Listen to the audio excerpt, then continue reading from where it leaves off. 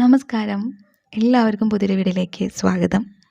നമ്മുടെ എല്ലാവരുടെയും സ്വപ്നമാണല്ലേ ഒരു ജോലി എന്നുള്ളത്. സ്ഥിര വരുമാനം ആഗ്രഹിക്കാത്ത ആരും തന്നെ ഉണ്ടാവില്ല. എല്ലാവർക്കും സ്വന്തം വരുമാനത്തിൽ ജീവിക്കണം, ആരുടെ മുന്നിൽ ഒരു രൂപയ്ക്ക് പോലും കൈ നീട്ടാതെ ജീവിക്കണം എന്നൊക്കെ ആഗ്രഹിക്കുന്നവരായിരിക്കും അല്ലേ. ഞാൻ അധിക കാലമൊന്നും ആയിട്ടില്ല കേട്ടോ PSC പഠനം തുടങ്ങിയിട്ട്. PSCക്ക് അപ്ലൈ ചെയ്യാൻ തുടങ്ങിയിട്ടൊന്നും അധിക കാലം ആയിട്ടില്ല. 2022-23 PSC പഠനം സ്റ്റാർട്ട് ചെയ്യണത്. ഫസ്റ്റ് ടെസ്റ്റ് 2023 നല്ല സീരിയസ് ആയിട്ട് തന്നെയാണ് PSC പഠനം സ്റ്റാർട്ട് ചെയ്തത്. ഫസ്റ്റ് ടെസ്റ്റ് യൂണിവേഴ്സിറ്റി LGS ആയിരുന്നു കേട്ടോ. പ്രിലിംസ് കിട്ടിയപ്പോൾ ഒരുപാട് സന്തോഷമായിരുന്നു. ഇപ്പോൾ അതിൻ്റെ മെയിൻ എക്സാം കഴിഞ്ഞു. അറിയില്ല റിസൾട്ട് എങ്ങനെ ആയിരിക്കുമെന്ന്, എന്നാലും സന്തോഷം. ആദ്യ അറ്റംപ്റ്റിൽ തന്നെ പ്രിലിംസ് കയറാൻ പറ്റി, ഒരു മെയിൻ എക്സാം എഴുതാൻ കഴിഞ്ഞു ഒക്കെ അങ്ങനെയൊക്കെ ആലോചിക്കുമ്പോൾ ഒരുപാട് സന്തോഷമുണ്ട്. എന്നെ സംബന്ധിച്ചിടത്തോളം 2022 ഡിസംബറിൽ ഞാനൊരു കോച്ചിങ്ങിന് പോയിട്ടുണ്ടായിരുന്നു. സത്യം പറഞ്ഞ ആ സമയത്ത് കോച്ചിങ് സെൻറ്ററിൽ എത്തിയപ്പോൾ ഇതൊന്നും വേണ്ടായിരുന്നു എന്ന് പോലും തോന്നിയിട്ടുണ്ട്.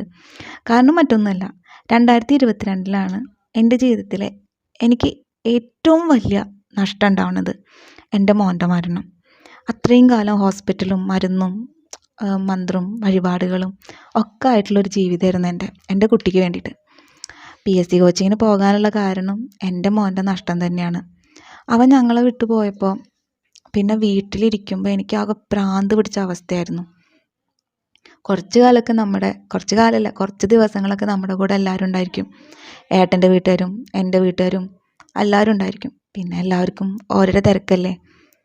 പിന്നെ വീട്ടിലുള്ളത് ചേട്ടനും മോളും മാത്രം. ചേട്ടൻ രാവിലെ വർക്കിന് പോകും, മോള് സ്കൂളിൽ പോകും. ഈ വീട്ടിലാകെ ഒറ്റയ്ക്കായ ഒരവസ്ഥ, ആകെ പാടെ ഭ്രാന്ത് കയറിയൊരവസ്ഥയായിരുന്നു എനിക്ക്. എല്ലാം അവസാനിപ്പിച്ചാലേ ഇന്നുവരെ തോന്നിയിട്ടുണ്ട്.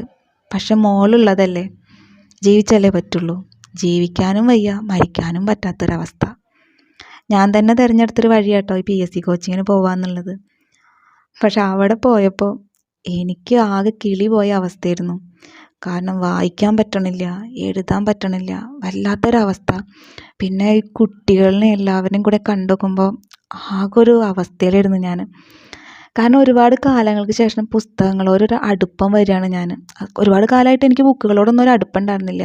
മോനായിട്ട് ഹോസ്പിറ്റലിൽ പോവുക അങ്ങനെയുള്ള കാര്യങ്ങളൊക്കെ. അപ്പോൾ ഈ ബുക്കുകളോടൊക്കെ ഒരു അടുപ്പം വരുമ്പോൾ എനിക്ക് സത്യം പറഞ്ഞാൽ നമ്മളൊരു കുട്ടീനെ 1ാം ക്ലാസ് കൊണ്ടുപോയി ഇരുത്തില്ലേ, ആ ഒരു അവസ്ഥയായിരുന്നു എനിക്കുണ്ടായിരുന്നത്. ക്ലാസ്സിൽ സാർ ഇങ്ങനെ ഓരോ ക്വസ്റ്റ്യനുകൾ ചോദിക്കുമ്പോൾ ക്വസ്റ്റ്യൻസിന് കുട്ടികളിങ്ങനെ ആൻസറുകൾ ഇങ്ങനെ വിളിച്ചു പറയും. എനിക്കൊന്നും കിട്ടണില്ല. എനിക്ക് സത്യം പറഞ്ഞാൽ അതൊക്കെ കേൾക്കുമ്പോൾ ഒരു പുതുമയായിട്ടാണ് തോന്നിയത്. എന്നോ എവിടെയോ പഠിച്ച പോലെയൊക്കെ ഇങ്ങനെ മനസ്സിലുണ്ട്, പക്ഷെ ഒന്നും ഇങ്ങോട്ട് വരുന്നില്ല. ഒക്കെ ഒരു പുതുമകൾ. എനിക്ക് അതുപോലെയൊക്കെ വിളിച്ച് പറയാൻ പറ്റുമോ ആൻസറുകളൊക്കെ? എനിക്കിതുപോലെ ആൻസറുകളൊക്കെ മനസ്സിലേക്ക് തെളിയുമോ? ആകെ ഈ വഴി വേണ്ടായിരുന്നു എന്ന് വരെ തോന്നിയിട്ടുണ്ട്. ഫസ്റ്റ് ടൈം എനിക്കങ്ങനെ ഫ്രണ്ട്സൊന്നും ഉണ്ടായിരുന്നില്ല കേട്ടോ. അങ്ങനെ ആരും ഉണ്ടായിരുന്നില്ല. എങ്ങനെ പഠിക്കണം എന്നറിയില്ല. ഒരു റാങ്ക് ഫയൽ എന്താണെന്ന് പോലും അറിയാത്ത അവസ്ഥ. റാങ്ക് ഫയൽ എന്താവും, നമ്മുടെ സിലബസ് എന്താണ്, എങ്ങനെ പഠിക്കണം, എങ്ങനെ എഴുതണം, ഒന്നും അറിയാത്തൊരവസ്ഥ. ആരോടെങ്കിലും പറയാനും പറ്റില്ലല്ലോ. പറഞ്ഞാൽ വഷളാവോ, ആളുകൾ കളിയാക്കുമോ എന്നുള്ളൊരു തോന്നൽ വേറെയും. പിന്നെ ഞാൻ ആരോടും അങ്ങനെ അധികം കമ്പനി കൂടാൻ പോവില്ല. കാരണം പോയി കഴിഞ്ഞിട്ടുണ്ടെങ്കിൽ അവരിങ്ങനെ PSCക്ക് പോയി തുടങ്ങിയാൽ തന്നെ എല്ലാവരും ഒരു ചോദ്യം ഉണ്ടല്ലോ, ലിസ്റ്റിലുണ്ടോ, എന്താ ഇത്രയായിട്ട് പഠിക്കാഞ്ഞത് എഴുതാഞ്ഞത്. അപ്പോൾ എല്ലാവരോടും മോൻ്റെ കാര്യങ്ങൾ ഇങ്ങനെ പറയുമ്പോൾ വീണ്ടും ക്ലാസ്സിൽ ഞാൻ അങ്ങനെ സങ്കടപ്പെട്ടിരിക്കേണ്ടി വരില്ലേ. അപ്പോൾ ഞാൻ നമ്മളെക്കുറിച്ച് ആരും ഒന്നും അറിയണ്ട അങ്ങനെ വിചാരിച്ചാൽ ആരോടൊന്നും കമ്പനി ആവാൻ, ഫ്രണ്ട്സ് ആവാൻ വേണ്ടി ഞാൻ പോവില്ല. പക്ഷേ എനിക്ക് 2 നല്ല സുഹൃത്തുക്കളെ കിട്ടി. അവർക്ക് മാത്രമായിരുന്നു എന്താ പറയുക എല്ലാം അറിയണേ. എൻ്റെ ടെൻഷൻ എന്താണ്, എൻ്റെ മോൻ്റെ കാര്യങ്ങളൊക്കെ അവർക്ക് 2 പേർക്കും മാത്രം അറിയുണ്ടായിരുന്നു. എപ്പോഴും എന്നോട് സംസാരിക്കും, പഠിക്കേണ്ട കാര്യങ്ങൾ, റാങ്ക് ഫയൽ, ഏത് റാങ്ക് ഫയൽ പഠിക്കണം, അതിലെങ്ങനെയൊക്കെ പഠിക്കണം എന്നുള്ള കാര്യങ്ങളൊക്കെ പറഞ്ഞു തരും.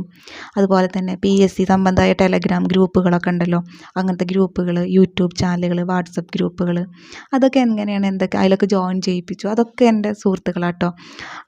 അങ്ങനെയൊക്കെ അവർ ഒരുപാട് ഹെൽപ്പ് ചെയ്തിട്ടുണ്ട്. പിന്നെ അവരധികം എന്നോട് മോൻ്റെ കാര്യങ്ങൾ ചോദിക്കില്ലേ, എപ്പോഴും എന്നോട് ഇങ്ങനെ സംസാരിച്ചുകൊണ്ട് വേറെ എന്തെങ്കിലും കാര്യങ്ങൾ ഇങ്ങനെ സംസാരിച്ചുകൊണ്ട് എന്നെ എപ്പോഴും ഹാപ്പി ആയി വെക്കാനായിരുന്നു അവർ ശ്രമിച്ചിരുന്നത്. ഇപ്പോഴും ഉള്ള 2 സുഹൃത്തുക്കൾ എൻ്റെ എന്താ പറയുക PSCയിൽ പോയിട്ട് എനിക്ക് നല്ല 2 സുഹൃത്തുക്കളെ കിട്ടിയത്. എന്താ പറയുക, പഠിക്കണം, ഒരു ജോലി എനിക്ക് കിട്ടണമെന്ന് ആഗ്രഹിക്കുന്ന 2 കൂട്ടുകാർ. പിന്നെ എൻ്റെ മരണം വരെ എന്തായാലും എൻ്റെ മോൻ്റെ ഓർമ്മകൾ ഇനിയൊന്നും പോവില്ല. പക്ഷേ ഈ ഒരു PSC പഠനം ഉണ്ടല്ലോ, എൻ്റെ മൈൻഡിനൊരു റിലാക്സ് ആക്കാറുണ്ട് പലപ്പോഴും. കാരണം എല്ലായ്പ്പോഴും അവൻ്റെ ഓർമ്മകൾ ഇങ്ങനെ ഓർക്കും. കാരണം ഈ വീട് മൊത്തം അവൻ്റെ ഓർമ്മകളാണ്, അവൻ്റെ ഡ്രസ്സുകൾ, അവ ഉപയോഗിച്ചിരുന്ന സാധനങ്ങൾ. പക്ഷേ എനിക്കിഷ്ടമാണ് ഇന്നും അതൊക്കെ കാണുന്നത്. ഇന്നും ഞാൻ അതൊക്കെ നിധി പോലെ സൂക്ഷിച്ച് വെക്കുന്നുണ്ട്. എനിക്കതൊക്കെ ഇങ്ങനെ കാണുക, അതൊക്കെ എനിക്ക് ഭയങ്കര ഇഷ്ടമാണ്. ഇന്നും അവൻ്റെ കൂടെ ഉണ്ടാവണം എന്ന് ആഗ്രഹിക്കുകയാണ് ഞാൻ. പക്ഷേ ചില സമയത്ത് നമ്മളെ പിടിച്ചാൽ കിട്ടാത്ത ചില അവസ്ഥകളുണ്ട്, സങ്കടം സഹിക്കാൻ പറ്റാത്ത അവസ്ഥ.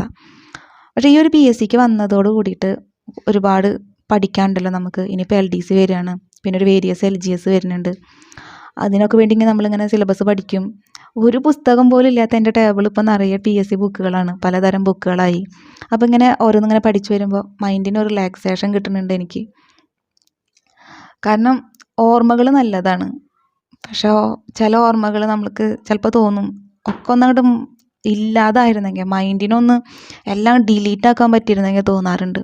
കാരണം എൻ്റെ ഒരു അനുഭവം അങ്ങനെയാണ്. എനിക്ക് അങ്ങനെ പറയാമെന്നറിയണില്ല, അത്രയും വിഷമം വരിക ചില സമയത്ത്. അപ്പോൾ എന്തായാലും ഈ ഒരു പഠനം എന്ന് പറഞ്ഞത് എൻ്റെ മനസ്സിന് സത്യം പറഞ്ഞ ഒരു റിലാക്സേഷനാണ് കേട്ടോ. ഇനി ഇത് ചില ആളുകൾ എന്താ ഇങ്ങനെയൊക്കെ പറയുന്നത്, ചില ആളുകൾ ഭയങ്കര ടഫാണ് പഠിക്കാൻ എന്നൊക്കെ പറയുമ്പോൾ ടഫാണ്, ബുദ്ധിമുട്ടാണ് പഠിക്കാൻ.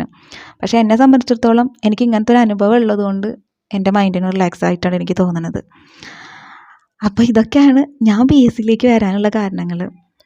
ഇനിയിപ്പോൾ LDCക്കും വേരിയസും ഒക്കെ ഉള്ളൊരു ടൈം ടേബിൾ സെറ്റാക്കണം.